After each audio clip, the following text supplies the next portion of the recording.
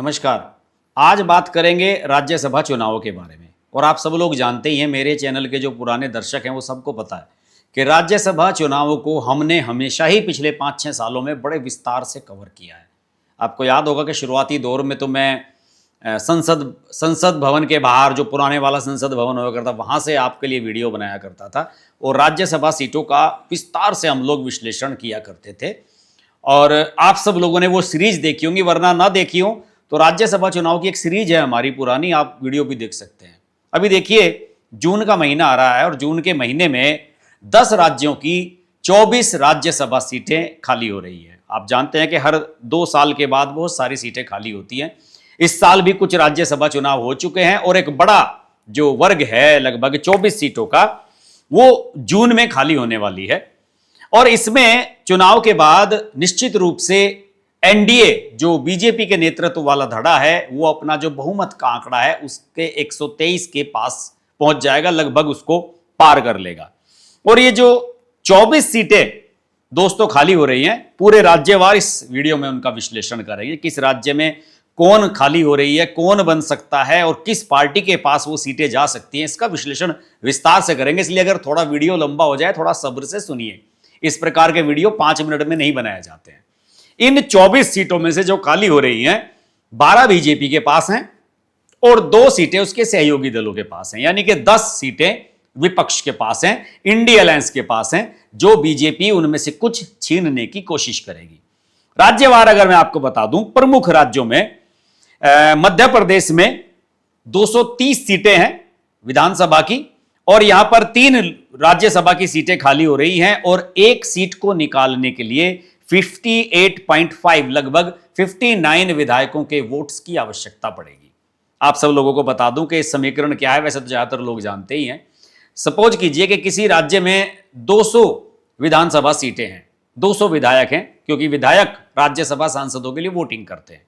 और उसमें अगर हम आंकड़े की बात करें तो समीकरण यह होता है कि टोटल जितनी भी सीट्स होती हैं और जितनी सीट खाली हो रही हैं उसमें +1 करते हुए, कि जैसे 3 खाली हो रही हैं और 200 सीटें हैं राजस्थान में, तो आप देखिए कि 3+1 यानी कि 4 से इसको भाग कर देंगे तो आप सीधे जाएगा 50 आ जाएगा, और उसमें +1 कर देते हैं, यानी कि 51 वोट्स की आवश्यकता होती है। तो राजस्थान में 200 सीटें हैं विधानसभा में और 3 सीटें राज्यसभा की खाली हो रही हैं और उसके लिए 51 वोट्स की आवश्यकता पड़ेगी। कर्नाटक में 224 विधानसभा सीटें हैं, 4 राज्यसभा सीटें खाली हो रही हैं, 45 वोट्स पर राज्यसभा सीट बनेगी। आंध्र प्रदेश में 175 सीटें हैं, 4 सीटें खाली हो रही हैं, 36 वोट की आवश्यकता एक के लिए पड़ेगी। गुजरात में 182 हैं, 4 सीटें खाली हो रही हैं, 37.4 यानी कि लगभग 38 वोट की आवश्यकता पड़ेगी। और झारखंड में 81 सीट्स हैं, 2 खाली हो रही हैं, 28 की आवश्यकता पड़ेगी। समीकरण ये है। मल्लिकार्जुन खड़गे की सीट खाली हो रही है, रवनीत बिट्टू की खाली हो रही है और दिग्विजय सिंह की खाली हो रही है। और यह भी चर्चा है कि अशोक गहलोत राज्यसभा में जाना चाहते हैं। इसके लिए हम राज्यवार एनालिसिस करेंगे, जिससे आपको मजा आने वाला है, और यह भी जानने की कोशिश करेंगे कि क्या समीकरण इनमें बन सकते हैं। देखिए, मध्य प्रदेश की अगर मैं बात करूं, सबसे बड़ा स्टेट है इनमें से, और मध्य प्रदेश में 230 विधानसभा सीटें हैं जो खाली हो रही हैं। इसमें 21 जून को जॉर्ज कुरियन भाजपा के कोटे से, सुमेर सिंह सोलंकी भाजपा के कोटे से हैं और कांग्रेस के दिग्विजय सिंह, ये 3 लोग रिटायर हो रहे हैं। जॉर्ज कुरियन आप जानते हैं इस समय केंद्र सरकार में मंत्री हैं और निश्चित रूप से बीजेपी उनको आगे भेजना चाहेगी। बाकी सीटों का जो समीकरण है वो दिलचस्प होगा। और यहां पर मैंने आपको बताया कि 230 सीटें हैं और 58.5 यानी कि 59 वोट्स की आवश्यकता पड़ेगी।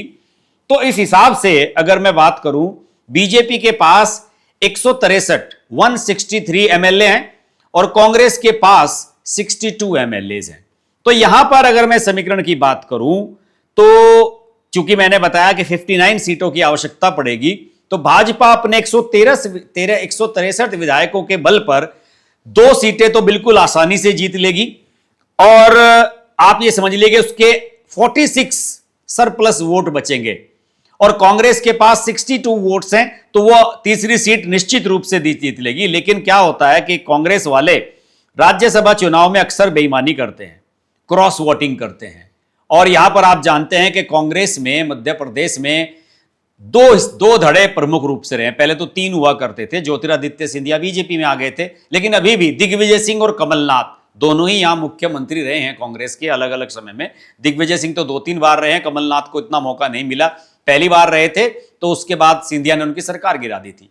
इन दोनों के बीच में अंतर्द्वंद चलता रहता है और सबकी कोशिश यह रहती है कि आप अपने करीबी को बनवाएं। कांग्रेस आला कमान दिग्विजय सिंह या उनके किसी निष्ठावान सहयोगी जैसे अशोक सिंह उनको अपना उम्मीदवार बना सकती है, और इस बात की प्रबल संभावना है कि कमलनाथ गुट के असंतुष्ट विधायक बगावत कर सकते हैं और क्रॉस वोटिंग भी कर सकते हैं। लेकिन आने वाले समय में पता लगेगा, क्योंकि तीसरी सीट जीतने के लिए बीजेपी को लगभग 13 अतिरिक्त वोट की आवश्यकता पड़ेगी। 46 उसके सरप्लस है, तो उसे कांग्रेस के असंतुष्ट खेमे में सेंध लगानी पड़ेगी। राजस्थान की अगर मैं बात करूं, यहां से राजेंद्र गहलोत भाजपा के कोटे से ये रिटायर हो रहे हैं। रवनीत सिंह बिट्टू यहां तो पंजाब के हैं, लेकिन इन्हें राज्यसभा, क्योंकि लोकसभा चुनाव हार गए थे तो इन्हें राजस्थान के कोटे से इन्हें राज्यसभा भेजा गया था। केंद्र में रेल राज्य मंत्री हैं, तो इनको तो फिर से भेजा ही जाएगा। और कांग्रेस के नीरज डांगी, ये 3 लोग रिटायर हो रहे हैं, और इसमें मुझे लग रहा है कि रवनीत बिट्टू तो निश्चित रूप से जाएंगे। और यहां पर 115 बीजेपी के विधायक हैं, 200 टोटल विधानसभा की सीटें हैं, और उसमें कई निर्दलियों का भी समर्थन बीजेपी की सरकार को यहां प्राप्त है। और कांग्रेस के पास 67 विधायक हैं और 4 विधायक हैं भारत आदिवासी पार्टी के, राजकुमार राउत वाली जो पार्टी है उसके विधायक है। तो 3 सीटों के लिए यहां पर 51 विधायक प्रति सीट की आवश्यकता होगी। कांग्रेस आसानी से 1 सीट जीत लेगी, 16 वोट उसके बचे रह जाएंगे, और बीजेपी अपने 115 विधायकों के साथ, यानी कि 2 सीटें आसानी से, 51 को गुना कर दीजिए 2 तो 102 सीटें आती हैं, तो आसानी से बन जाएगी, और उसके बाद उसके 13 वोट अतिरिक्त बचेंगे। यहां पर एक दिलचस्प बात यह है कि पूर्व मुख्यमंत्री अशोक गहलोत राज्यसभा में जाना चाहते हैं, क्योंकि मुख्यमंत्री नहीं रहे, हार गए थे, सचिन पायलट और उनका झगड़ा हो गया था, और बीजेपी को मौका मिल गया था यहां सरकार बनाने का, तो बीजेपी ने सरकार बना दी। अब निश्चित रूप से ये लोग जो पुराने लोग होते हैं, इन्हें कुछ ना कुछ चाहिए होता है। अब वो विधायक नहीं है, लोकसभा के सांसद भी नहीं है, मुख्यमंत्री नहीं रहे, और 3 साल लगभग होने वाले हैं, नवंबर में 3 साल हो जाएंगे, राजस्थान की सत्ता से बाहर हैं, तो दिल्ली में रहने के लिए बंगला इन सब चीज़ों की जरूरत होती है। तो चर्चा ये है, अशोक गहलोत आना चाहते हैं, लेकिन सचिन पायलट का जो खेमा है वो निश्चित रूप से इसका विरोध कर सकता है, और बीजेपी के पास 13 अतिरिक्त वोट हैं, उससे कोई इनका सांसद जीत तो नहीं सकता। लेकिन अशोक गहलोत के को लेकर के अगर नाराजगी होती है, तो फिर आप समझ लीजिए कि 67 विधायकों के साथ कांग्रेस के पास 16 एक्स्ट्रा वोट है, तो हो सकता है कि यहां पर भी क्रॉस वोटिंग की संभावना बने। लेकिन मुझे लग नहीं रहा कि ऐसा कुछ होने जा रहा है, ऐसा कुछ समीकरण मुझे लग नहीं रहा। मुझे लग रहा है कि 2-1 का आंकड़ा बरकरार रहेगा। कर्नाटक में दिलचस्प होगा, 25 जून को यहां पर 4 राज्यसभा सांसद रिटायर हो रहे हैं। यहां से बड़ा महत्वपूर्ण कांग्रेस के अध्यक्ष हैं मल्लिकार्जुन खड़गे, वो रिटायर हो रहे हैं। 90 साल के पूर्व प्रधानमंत्री हैं जेडीएस के देवेगौड़ा साहब, एचडी देवेगौड़ा, वो रिटायर हो रहे हैं। उन्हें तो अब राज्यसभा में नहीं जाना चाहिए, खड़े होकर बोल भी नहीं पाते हैं, कुर्सी पर बैठकर बोलते हैं, व्हील चेयर पर आते हैं। मेरा मानना है कि उन्हें अब रिटायरमेंट ले लेनी चाहिए, किसी और को मौका दिया जाना चाहिए। और भाजपा के इरन्ना बी कडाडी और भाजपा के ही के नारायण, ये 2 और हैं। यहां पर ये 4 लोग इस तरीके से रिटायर हो रहे हैं। यहां पर कांग्रेस की सरकार है कर्नाटक में, 135 विधायक हैं उनके, 135, 224 में से, टोटल में से। बीजेपी के पास 66 हैं, और जेडीएस के पास जो उनके सहयोगी हैं 19 हैं। 4 सीटों के हिसाब से अगर मैं समीकरण की बात करूं, तो 45 वोट्स पर सीट के बनते हैं। कांग्रेस के पास 135 हैं, तो कांग्रेस के 3 तो आसानी से बन जाएंगे, उनकी 3 तो राज्यसभा के सांसद बनने ही बनने हैं। भाजपा और जेडीएस गठबंधन के पास 85 वोट्स हैं टोटल, और यह संख्या उन्हें केवल 1 सीट जिता सकती है। तो इस तरीके से 40 वोट कम पड़ रहे हैं उनके पास अगर दूसरी सीट जीतनी है, तो उसकी कोई संभावना है नहीं। मुझे लगता है कि कर्नाटक के जो चुनाव होंगे राज्यसभा के, इसमें कांग्रेस को 2 एक्स्ट्रा सीट्स मिल जाएंगी, जबकि भाजपा और जेडीएस को अपनी 1-1 सीट का नुकसान उठाना पड़ेगा, और ये कांग्रेस के लिए बड़ी उपलब्धि होगी। आंध्र प्रदेश की अगर बात करूं, तो वाईएसआरसीपी जगनमोहन रेड्डी की जो पार्टी है, आप सब जानते ही हैं किस तरीके से उसका पतन हुआ और फिर टीडीपी की सरकार बनी बीजेपी के साथ यहां पर, तो उसका असर यहां दिखने वाला है। यहां पर जो राज्यसभा के रिटायर होने वाले सदस्य हैं, एक हैं अल्ला अयोध्या रामारेड्डी, पिल्ली सुभाष चंद्रन बोस और परिमल नथवानी, तीनों वाईएसआरसीपी के हैं, और एक टीडीपी एनडीए गठबंधन के हैं सना सतीश। तो यहां पर समीकरण, चूंकि 2024 में जब लोकसभा चुनाव हुए, उन्हीं के साथ यहां विधानसभा चुनाव हुआ था और जगनमोहन रेड्डी की जबरदस्त हार हुई थी, तो 175 सदस्यीय विधानसभा में चंद्रबाबू नायडू के नेतृत्व वाले सत्ताधारी जो गठबंधन है, जिसको कुटमी गठबंधन बोलते हैं, वो उसमें टीडीपी है, पवन कल्याण की जनसेना पार्टी है, बीजेपी है, इन सब के पास अगर मिला दें, टीडीपी के पास 135 हैं, पवन कल्याण के पास 21 हैं और बीजेपी के पास 8 विधायक हैं। और इसके विपरीत जगनमोहन रेड्डी की पार्टी केवल 11 पर सिमट करके रह गई थी और यहां पर 36 वोट की आवश्यकता है। तो आप ये समझ लीजिए कि झटका लगने वाला है वाईएसआरसीपी को, जहां उसे अपनी 3 की 3 मौजूदा राज्यसभा सीटों का नुकसान झेलना पड़ेगा। और ये तीनों की तीनों सीटें, विशेष रूप से टीडीपी का फायदा होगा इसमें, ये निश्चित रूप से बीजेपी और एनडीए के पास आ जाएंगी और उसको इनका समर्थन मिल जाएगा। गुजरात की अगर मैं बात करूं, नरेंद्र मोदी और अमित शाह का गृह राज्य है, निश्चित रूप से यहां भाजपा पूरे जोर आजमाइश करेगी। 182 विधानसभा की सीटें हैं और 156 विधायक कुल इनके मिलाकर के हैं यहां पर। और यहां पर एक राज्यसभा सीट, क्योंकि 4 खाली हो रही है यहां पर, उसके लिए यहां पर 37.4 यानी कि लगभग 38 वोट्स की आवश्यकता पड़ेगी। और यहां पर जो खाली हो रही हैं सीटें, एक तो हैं राम भाई मोकारिया बीजेपी के हैं, रमीला बेन बारा बीजेपी की, नरहरि अमीन बीजेपी के, और शक्ति सिंह गोहिल जो प्रदेश अध्यक्ष भी रहे हैं कांग्रेस के, एक सीट वो है। अब यहां पर 3-1 का आंकड़ा है, 3 बीजेपी के पास, 1 कांग्रेस के पास। लेकिन जो आंकड़ा और जो प्रचंड बहुमत यहां भाजपा का है, मुझे लग रहा है कि भाजपा बहुमत के आधार पर 4 की 4 सीटें जीत लेगी। और इसमें जो कर्नाटक में कांग्रेस को 2 सीटों का लाभ हो रहा है, गुजरात में उसे 1 का नुकसान हो जाएगा। यहां पर बीजेपी को एक सरप्लस सीट मिल जाएगी। झारखंड में 2 राज्यसभा सीटें खाली हो रही हैं, इसमें दीपक प्रकाश हैं भाजपा के और शिबू सोरेन जो अब इस दुनिया में नहीं रहे, झारखंड मुक्ति मोर्चा के, वो सीट खाली हो गई है। और चूंकि उनका पिछले साल अगस्त में निधन हो गया था 2025 में, तो वो सीट खाली हुई है। उसमें अगर मैं बात करूं तो जो महागठबंधन है यहां पर, जिसमें झारखंड मुक्ति मोर्चा के 34 विधायक हैं, कांग्रेस के 16 हैं, आरजेडी जो लालू की पार्टी है उसके 4 और सीपीआई एमएल के 2 शामिल हैं, तो इनके पास 81 एमएलएज में से 56 का प्रचंड बहुमत है। जबकि बीजेपी के पास 24 सीटें हैं। उनके अगर एनडीए की मैं टोटल बात करूं, बीजेपी के 21 हैं और एजेएसयू के 1 हैं और 1 शायद उनके पास अन्य है। तो झारखंड में यहां 1 के लिए 28 की आवश्यकता है, लेकिन एनडीए के पास है 24 का आंकड़ा। तो इस तरीके से मुझे लग नहीं रहा कि एनडीए के लिए यहां पर समीकरण बन जाएगी। भाजपा के नेतृत्व वाला एनडीए अपने 24 मतों के बल पर दूसरी सीट बरकरार रखने की, कुछ विधायकों को, निर्दलीय को तोड़ने की कोशिश कर सकता है, लेकिन मुझे लग रहा है कि यह बड़ा टफ टास्क है। इसके अलावा पूर्वोत्तर की कुछ स्टेट्स हैं, अरुणाचल प्रदेश, मणिपुर, मेघालय, मिजोरम, यहां भी 1-1 सीट के लिए चुनाव होंगे और इनमें चुनाव आमतौर पर सीधे होते हैं, क्योंकि यहां की विधानसभा में जो सत्ताधारी दल है उनका बहुमत बिल्कुल स्पष्ट है, कहीं पर भी क्रॉस वोटिंग की संभावना बनती नहीं है।